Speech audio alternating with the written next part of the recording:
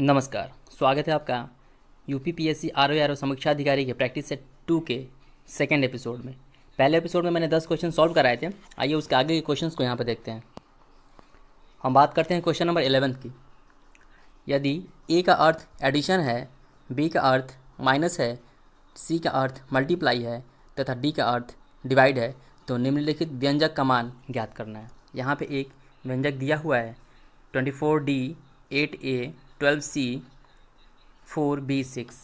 इसमें आपको बताने हैं कि जो वैल्यू यहाँ पे आपको डिसाइड करने के लिए दिया गया है कि ए का अगर वैल्यू हम एडिशन रख दें, ठीक है, बी का सब्ट्रैक्शन रख दें, सी का मल्टीप्लाई कर दें और डी का डिवाइड कर दें, तो इस गिवन वैल्यू की, ठीक है, ये जो वैल्यू दिया गया है, डेटा दिया गया है, इसकी ओवरऑल वैल्यू क्या निकलेगा।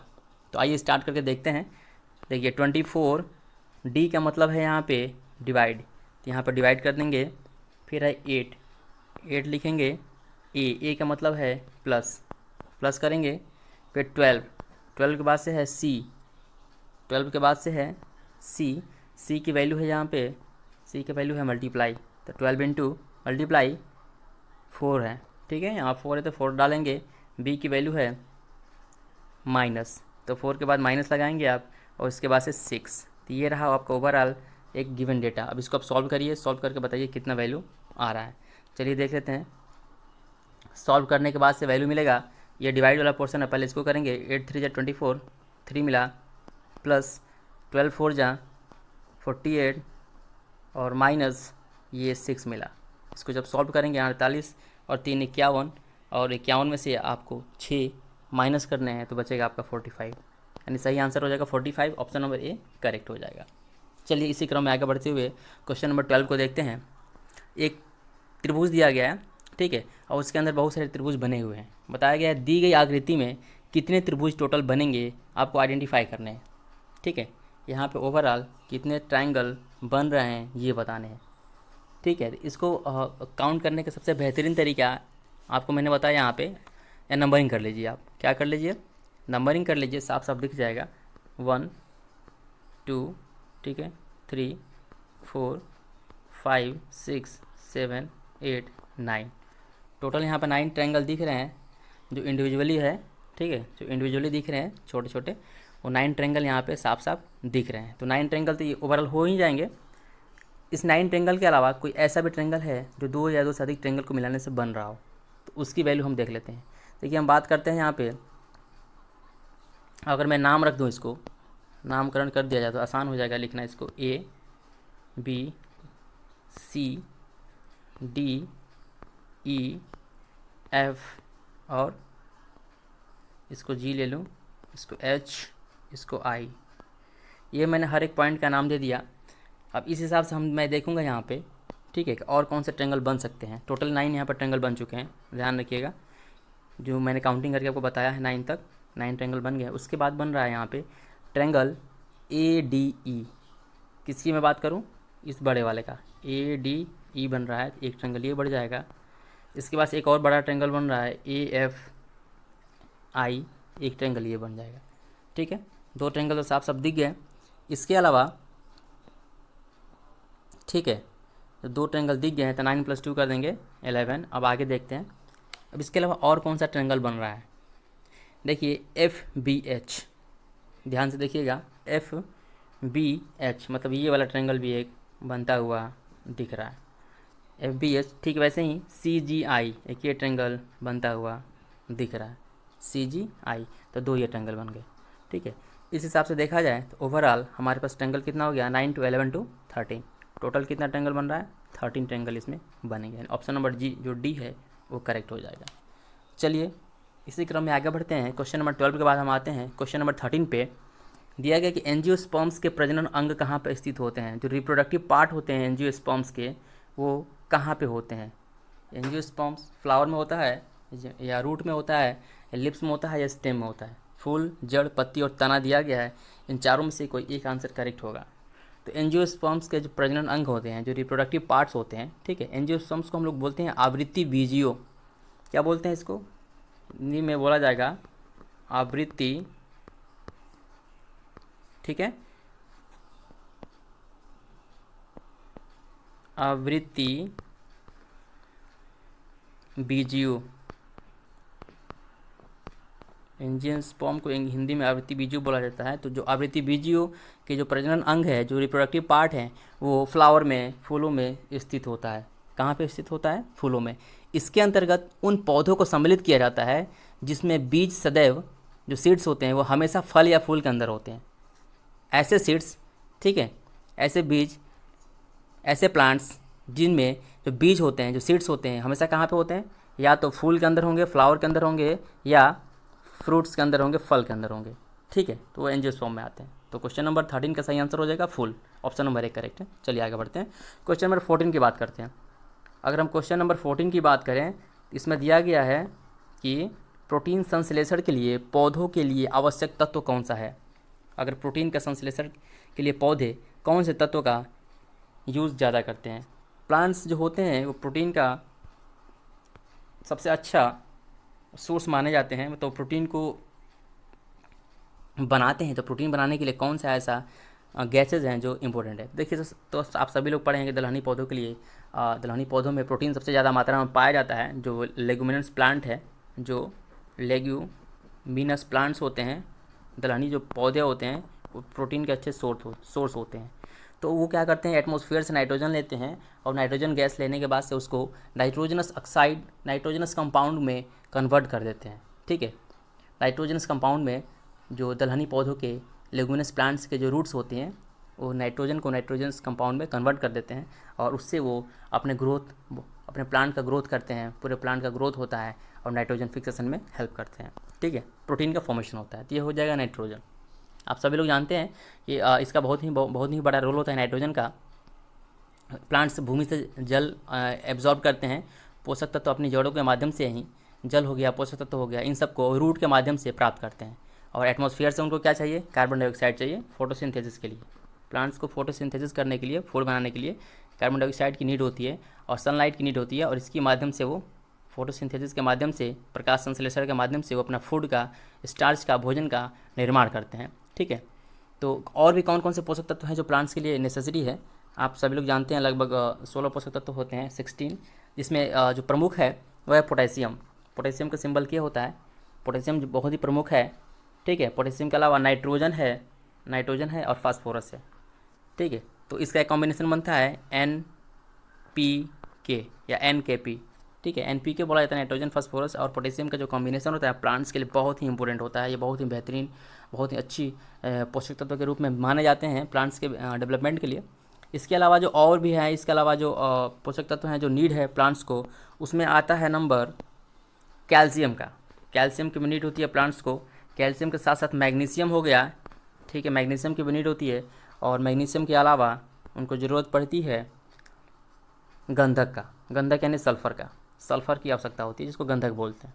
ठीक है, इसके अलावा और भी चीज़ें होती हैं जो प्लांट्स काफ़ी ज़्यादा यूज़ करते हैं अपने डेवलपमेंट के लिए। वो है फेरस हो गया, ठीक है, आयरन हो गया, जिंक हो गया, Zn जिंक हो गया, उसके अलावा बोरॉन हो गया। बोरॉन के अलावा भी आप क्लोरीन का इस्तेमाल देख सकते हैं, प्लांट्स क्लोरीन का भी इस्तेमाल करते हैं। कॉपर हो गया, मैंगनीज हो गया, ये सभी न्यूट्रिएंट्स हैं, पोषक तत्व हैं। ठीक है, जो प्लांट्स के लिए बहुत ही ज़्यादा ज़रूरी है, प्लांट्स के लिए बहुत ही ज़्यादा ज़रूरी है।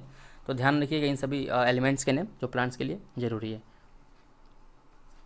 चलिए, तो ये रहे क्वेश्चन नंबर 14 का ऑप्शन नंबर डी।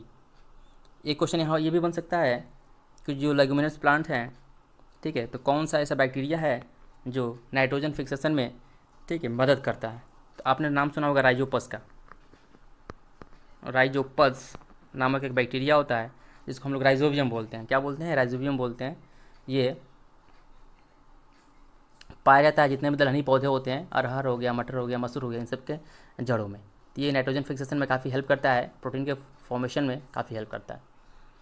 चलिए आगे बढ़ते हैं। क्वेश्चन नंबर 14 के अलावा आते हैं 15 नंबर पे, 15 पे। क्वेश्चन दिया गया है कि हृदय पेशी कोशिकाएँ होती है। हृदय पेशी कोशिकाएँ जो हार्ट में हमारी जो कोशिकाएँ होती हैं, ठीक है, वो कैसी होती हैं? बेलनाकार शेप की होती हैं, ठीक है, सिलेंड्रिकल होती हैं, या शाखा युक्त होती हैं, ब्रांचेज होती हैं, या एक नाभिकीय होती हैं, सिंगल उसमें न्यूक्लियस होता है, या बहुनाभिकीय मल्टी न्यूक्लियर वाली होती हैं, या लंबी होती हैं। यहाँ पे 5 ऑप्शन दिए गए हैं स्टेटमेंट, पाँचों के ऑप्शन बताना है आपके कौन से सत्य है कि हृदय को पेशी जो कोशिकाएं होती है वो कैसी होती हैं। ठीक है, आइए इसको मैं समझाता हूँ आपको। हम बात करते हैं हृदय पेशी कोशिकाओं की। किसकी बात करते हैं? हृदय पेशी कोशिकाओं की। तो आप सभी जानते हैं, बायोलॉजी में पढ़े होंगे कि हृदय पेशियाँ जो कशेरुकी होते हैं, हृदय पेशियाँ जो कशेरुकी प्राणी होते हैं उनके हृदय में पाई जाती है। ठीक है, ये हृदय पेशियाँ कशेरुकी प्राणियों के हृदय में पाई जाती है। ये कोशिकाएं यह एक प्रकार की अनैच्छिक पेशी कोशिकाएं होती हैं। कैसी कोशिकाएं हैं, कैसी सेल है? अनैच्छिक है। ठीक है, और इसका जो शेप होता है वो बेलनाकार, शाखायुक्त और एकल नाभिकीय यूनिन्यूक्लियर होती है। यानी सिलेंड्रिकल होता है, सिंगल न्यूक्लियस होता है और ब्रांच भी होती है। जो हमारे हार्ट के जो सेल्स हैं, जो पेशी कोशिकाएं, हृदय पेशी कोशिकाएं हैं, वो सिलेंड्रिकल, शाखायुक्त और सिंगल न्यूक्लियस वाली होती हैं। ये कोशिकाएं लगभग जीवन पर्यंत बिना रुके, बिना थके, बिना संकुचित और शिथिल हुए लगातार गति करती रहती है। जिस दिन हमारा हार्ट बंद हो जाएगा इंसान उस दिन मृत्यु को प्राप्त हो जाएगा। तो इसीलिए ये ऐसी कोशिकाएं होती हैं जो बेलनाकार, शाखायुक्त, एक नाभिकीय होती हैं और बिना थके, बिना रुके लगातार चलती रहती है। जब तक ये जीवित चलते ही है तब तक हम जीवित हैं।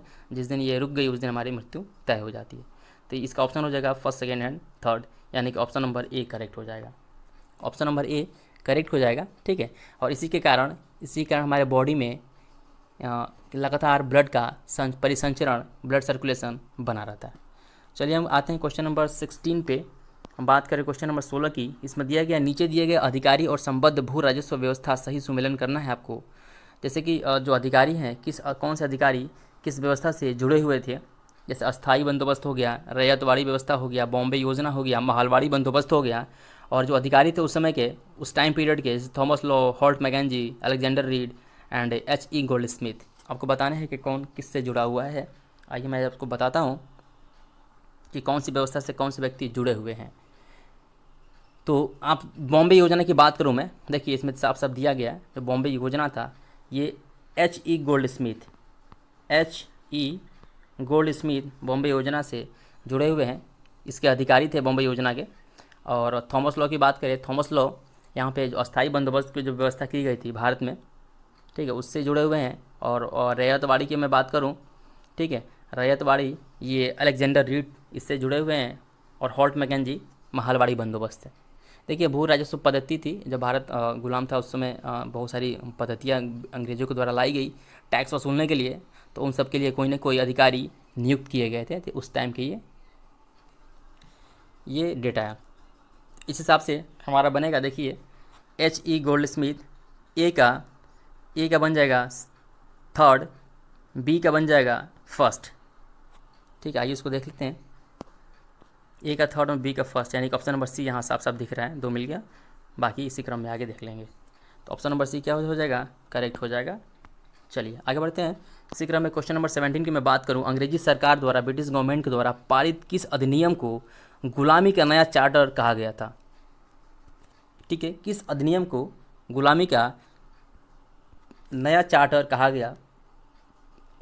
बहुत सारे अधिनियम आपने पढ़ा होगा। ठीक है, 1773 हो गया, 1885 हो गया, उसके बाद से उसके अलावा बहुत सारे अधिनियम है, 1856 हो गए, 1935 हो गए। तो उन सब अधिनियमों में बहुत से ऐसे अधिनियम बनाए गए। ठीक है, उस अधिनियम में एक गुलामी का नया चार्टर कहा गया था। वो कौन सा अधिनियम था? तो देखिए, भारत शासन अधिनियम 1935, ये बहुत ही इंपॉर्टेंट है। भारतीय संविधान के बेस में माना जाता है। यहाँ से बहुत सारी चीज़ें उठाई गई हैं भारतीय संविधान में। तो भारत शासन का अधिनियम 1935 को गुलामी का नया चार्टर कहा जाता है। अब बात करें भारत शासन अधिनियम 1935 की, ठीक है, इसके प्रावधानों को अगर देखें तो उस समय के जो पंडित जवाहरलाल नेहरू भारत के प्रधानमंत्री थे आज़ादी के बाद। ठीक है, पंडित जवाहरलाल नेहरू जो भारत के प्रधानमंत्री रहे आज़ादी के बाद, लेकिन उसके पहले उनकी काफ़ी निर्णायक भूमिका रही देश की फ्रीडम में, लिबर्टी में। तो पंडित नेहरू जी का कहना था कि जो 1935 का जो प्रावधान आया हुआ है, भारत शासन अधिनियम अंग्रेजों द्वारा दिया गया है, ये हमारे लिए, भारतीयों के लिए कुछ नहीं है, बल्कि सिर्फ गुलामी का एक नया चार्टर है या दस्तावेज है, ये बोल सकते हैं। ये दास्ता का अज्ञात पत्र भी उन्होंने बोला था। इसको क्या बोला था? दास्ता यानी गुलामी, दास्ता का अज्ञात पत्र की संज्ञा दी थी उन्होंने। किसने दिया था? नेहरू जी ने दिया था इसको, भारत शासन अधिनियम 1935 को। ठीक है, इसी अधिनियम में प्रांतीय स्वायत्तता की व्यवस्था की गई थी। इसी अधिनियम में प्रांतीय स्वायत्तता की व्यवस्था की गई थी। किसकी? प्रांतीय स्वायत्तता की व्यवस्था की गई थी। जो प्रांतीय इलेक्शन हो गए हैं, अलग अलग प्रांतों के लिए अलग अलग अधिनियम बनाए गए हैं, तो ये सब इसमें इसकी बातें की गई है। चलिए, तो ऑप्शन नंबर ए करेक्ट हो जाएगा। बढ़ते हैं क्वेश्चन नंबर 18 की तरफ। ब्रिटिश भूमि व्यवस्था का पिता किस ब्रिटिश अधिकारी को कहा जाता है? कौन सा ऐसा ब्रिटिश अधिकारी है जिसको ब्रिटिश भूमि व्यवस्था का पिता की संज्ञा दिया गया है? Mackenzie, Lord Mackenzie, William Bentinck, Lord Cornwallis and Martin Bird. देखिए, 4 लोगों का नाम दिया गया है। तो हम बता दें आपको कि जो मार्टिन बर्ड साहब हैं, इनको ब्रिटिश भूमि व्यवस्था का पिता कहा गया है। मार्टिन बर्ड भारत में महलवाड़ी बंदोबस्त से जुड़े हुए हैं। किससे जुड़े हुए हैं? ये भारत में एक महलवाड़ी बंदोबस्त आया था, ज़मीन से जुड़ा हुआ है ये महलवाड़ी बंदोबस्त। ठीक है, तो इनका नाम मार्टिन बर्ड का नाम महलवाड़ी बंदोबस्त से जुड़ा हुआ है। कॉर्नवालिस की बात करें तो कॉर्नवालिस ने बंगाल, बिहार और उड़ीसा में अस्थायी बंदोबस्त लागू किया था। ठीक है, लॉर्ड कॉर्नवालिस की बात करें तो इन्होंने बंगाल में, बिहार में और उड़ीसा में, बंगाल, बिहार और उड़ीसा में कौन से सिस्टम लागू इन्होंने किया था? देखिए, अस्थाई बंदोबस्त। क्या बताया मैंने आपको? अस्थाई बंदोबस्त इन्हीं के द्वारा, लॉर्ड कॉर्नवालिस के द्वारा लागू किया गया। तो ये रहे कुछ डेटा। चलिए आगे बढ़ते हैं क्वेश्चन नंबर 19 पे। निम्न कथनों में कौन सा कथन WBC के बारे में सत्य नहीं है? ठीक है, WBC के बारे में कौन सा कथन सत्य नहीं है? WBC के बारे में आप लोग पढ़े हैं, वाइट ब्लड सेल्स के बारे में। हमारे बॉडी में red blood cell and white blood cells होती हैं। ठीक है, तो दिया गया WBC की आकृति अमीबी या वृत्ताकार होती है, यानी इसका जो शेप होता है अमीबा के शेप का होता है या सर्कुलर शेप का होता है। ये पहला हो गया। दूसरा दिया है कि WBC के नाभिक में केंद्रक उपस्थित होता है। WBC के जो न्यूक्लियस है, न्यूक्लियस में सेंट्रॉइड्स होते हैं, ये बता रहा है। ठीक है, तीसरा यहाँ स्टेटमेंट दिया गया है कि WBC शरीर में सैनिक के रूप में कार्य करते हैं और रोगाणुओं को मारते हैं। ठीक है, ये हमारे बॉडी में फाइट करते हैं और माइक्रो ऑर्गेनिज्म से लड़ते हैं, ये भी ठीक है। WBC कोशिकाओं का जो आकार होता है, शेप होता है, 25 से लेकर 30 माइक्रोमीटर तक होता है। 4 ऑप्शन दिए गए यहाँ पे, बताना है कि 4 ऑप्शन में कौन सा ऑप्शन सत्य नहीं है, कौन सा असत्य है। चलिए मैं आपको बता दूँ, जैसा कि आप सभी जानते हैं WBC का जो शेप होता है कैसा होता है, ये अमीबा का शेप का होता है। अमीबा के बारे में आप लोग पढ़े होंगे। ठीक है, ये अमीबा हो गया, ये बीच से पार्टीशन करके 2 पार्ट्स में टूट जाता है। तो अमीबा का शेप का होता है और ये वृत्ताकार भी होता है। कैसा होता है? वृत्ताकार भी होता है। ठीक है, तो और इसका जो टाइम पीरियड होता है, कोशिकाओं का जो आकार होता है लगभग 12 से 15 माइक्रोमीटर का इसका डायमीटर होता है। क्या होता है? 12 से 15 माइक्रोमीटर का डायमीटर होता है। ये डायमीटर है, रेडियस नहीं। सबके क्वेश्चन में क्या दिया गया था? 12 से 15 मीटर का इसका रेडियस दिया गया था, यानी ऑप्शन नंबर जो डी है, ये ऑप्शन नंबर डी की वैल्यू है, तो ये डायमीटर की वैल्यू है, न कि रेडियस की। तो इसका सही आंसर हो जाएगा ऑप्शन नंबर डी। लेकिन इसको समझा देता हूँ मैं। ये बोला है कि WBC के नाभिक में केंद्र को उपस्थित होता है, ये भी सही है। WBC का जो नाभिक होता है, न्यूक्लियस होता है, उसी में उसका सेंटर होता है। और इसी क्रम में अगर आगे बढ़े, 2 सही हो गया। तीसरे नंबर की मैं बात करूँ कि WBC शरीर में सैनिक के रूप में काम करते हैं और रोगाणुओं से, माइक्रो ऑर्गेनिज्म से लड़ने में मदद करते हैं, ये भी करेक्ट है। ये मैंने बताया, इसका जो आकार दिया गया है 25 से 30 माइक्रोमीटर दिया गया है, जो कि गड़बड़ है। बल्कि कितना होता है? 12 से 15 माइक्रोमीटर होता है, ध्यान रखिएगा। तो ऑप्शन नंबर डी यहाँ पे गड़बड़ है। चलिए आगे बढ़ते हैं क्वेश्चन नंबर 20 पे। हम बात करते हैं निम्नलिखित में से कौन से नीलगिरी जैवमंडल आरक्षित क्षेत्र में शामिल नहीं है? कौन सा ऐसा नीलगिरी जैवमंडल है जो रिजर्व सेक्टर में नहीं आता है, उसको देख लेते हैं। क्वेश्चन नंबर 20 दिया गया, ऊपरी नीलगिरी पठार, साइलेंट वैली, सिद्धवानी पहाड़ियाँ। ठीक है, निम्नलिखित में से कौन से नीलगिरी जैवमंडल आरक्षित क्षेत्र में शामिल है? क्वेश्चन पूछा है कौन से शामिल हैं, आपको बताने हैं। तो नीलगिरी की बात करूं मैं, नीलगिरी 1986 में स्थापित भारत का पहला जैवमंडल आरक्षित क्षेत्र घोषित किया जाता है। कब? नीलगिरी कब घोषित क्षेत्र के रूप में आता है? घोषित क्षेत्र के रूप में कब इसका नाम आता है? 1986 में भारत का पहला जैवमंडल, भारत का पहला, देखिए फर्स्ट, भारत का फर्स्ट जैवमंडल 1986 में घोषित किया जाता है। ठीक है, जिसके अंतर्गत वायनाड वन्य जीव सुरक्षित क्षेत्र आते हैं। नागरहोल आते हैं, देख लीजिए कौन कौन है। वायनाड है, वन्य जीव। नागर होल, ठीक है, नागरहोल, बांदीपुर,